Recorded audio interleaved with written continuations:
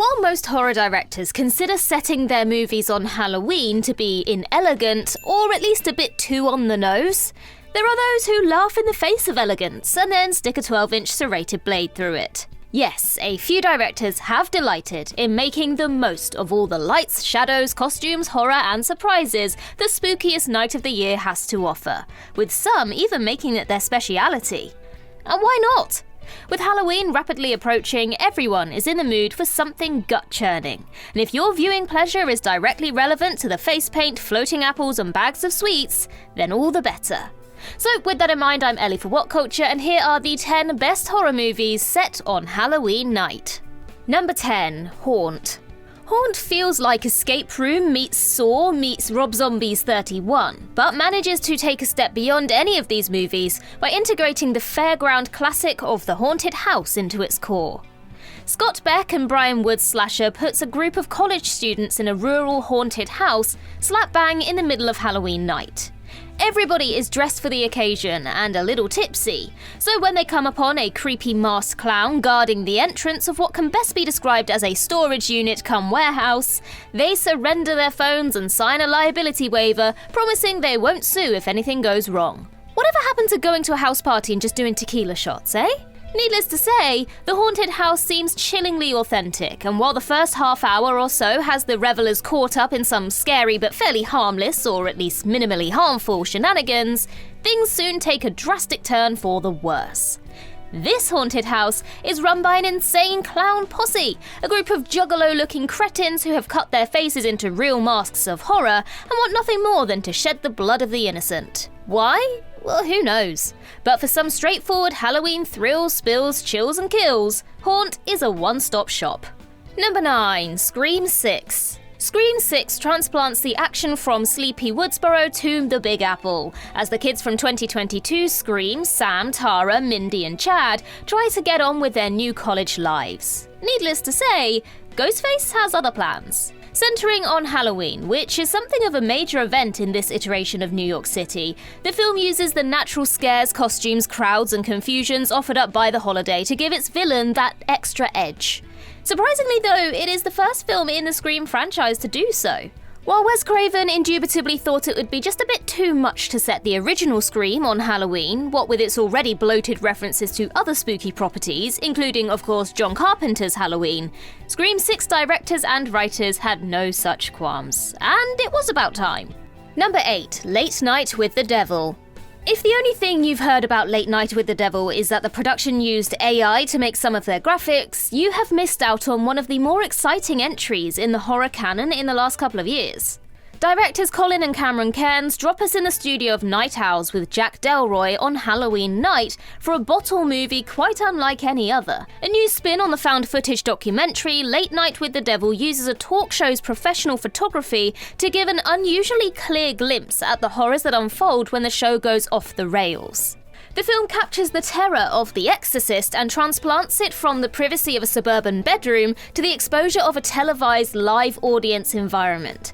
And as is the nature of live TV, absolutely anything can go wrong. Number 7, Terrifier 2. Once again set on Halloween, Terrifier 2 returns art to Miles County 1 year after the original movie's massacre, ready for another horrendous bout of extreme gore and slapstick shenanigans.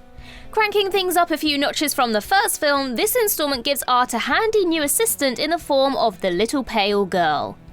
Here, they terrorize a teenage girl and her brother all through Halloween night, from first blood at the costume shop, right through to a climactic encounter at an abandoned carnival, complete with its own Terrifier attraction. Damien Leone has spent years working out the kinks in his Art the Clown character, via a series of short films, anthology movies, and feature films of varying budgetary means. But it is with Terrifier 2 that he arguably perfected the bit, blending together the retro, giallo-style visuals, violence and scant plot with a much larger budget, slightly better acting and a wider cinematic release. Number 6, Beetlejuice. Somehow it would seem 2024 is Michael Keaton's year. Recovering from the shabby returns of 2023's The Flash, Keaton has lunged into this year with a major streamer release of his directorial debut Knox Goes Away, the leading role in comedy Goodrich, and a return to his roots in Beetlejuice, the sequel we didn't know we needed.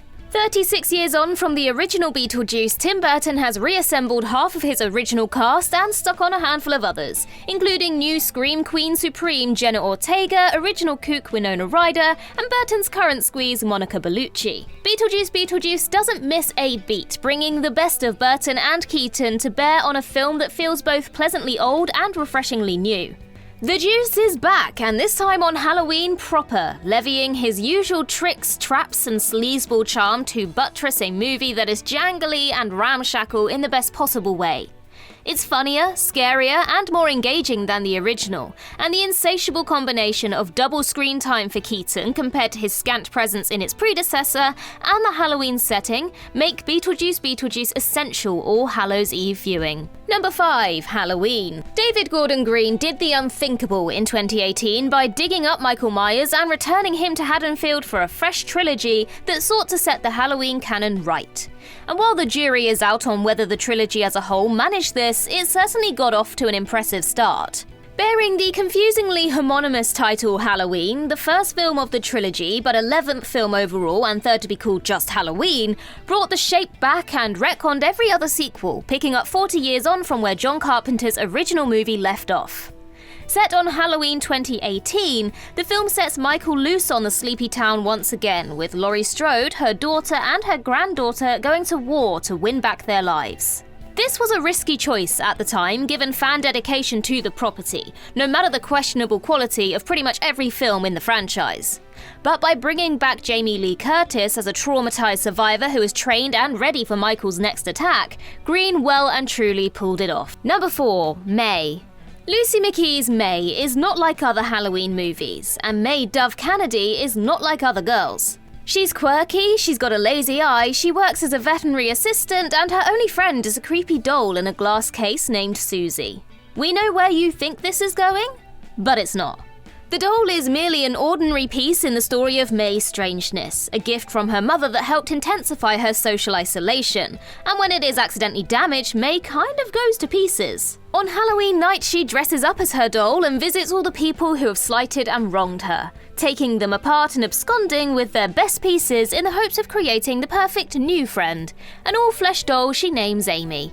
Unlike most other Halloween horrors, May is not focused on the holiday, nor concerned with the shadowy, sinister jump scare potential it offers. No, this is a movie about the fragile human condition and the extreme effects of insatiable loneliness, stitched together with an indie aesthetic and a series of shocking and gory horrors that makes it a cut above the rest. Number 3. Trick or Treat. Michael Dougherty's Trick or Treat is as Halloween as a horror film can get, and it may be as good as the usually uneven anthology format can get, owing much to the unity of a single writer-director and talented cast that includes Dylan Baker, Anna Paquin, and Brian Cox. Set in the fictional Warren Valley on one fateful Halloween night, the film takes us into the lives of a diverse cross-section of the town's inhabitants, all sewn together by the little pumpkin man Sam, who watches over this hallowed night and makes sure nothing goes awry.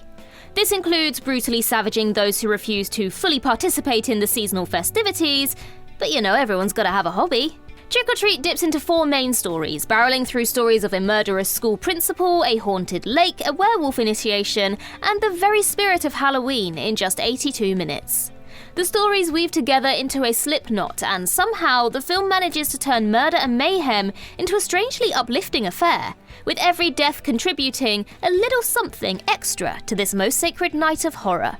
Number 2. The Exorcist. The original and the best William Friedkin took William Peter Blatty's 1971 novel and made The Exorcist a permanent piece of Western pop culture. While last year marked a mind-boggling 50 years since the release of the movie that was once colloquially dubbed the scariest film of all time, The Exorcist has proven itself time and again across the decades, beating back imitators, contenders, and naysayers to emerge triumphant, despite the many times Hollywood has sullied its name with inferior sequels and prequels.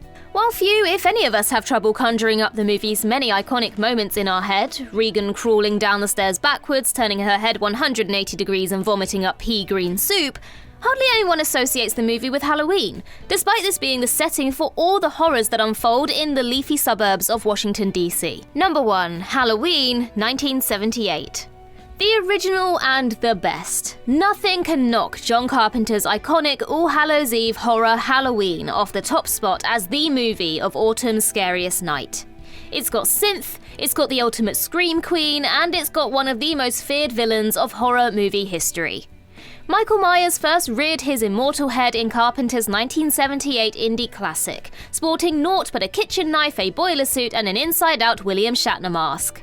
Sending the spooks up us right from the Pumpkin and Keys opening credits, the film features not one but two Halloween nights. The first in 1963, when Myers puts an end to his sister in their Haddonfield home, and the other 15 years later, when he manages a daring escape from high-security psychiatric confinement and returns home to put the blade into a few more undeserving victims.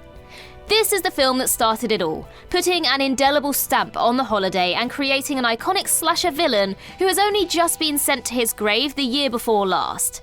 But as sure as another Halloween night will dawn, the Shape will almost certainly return.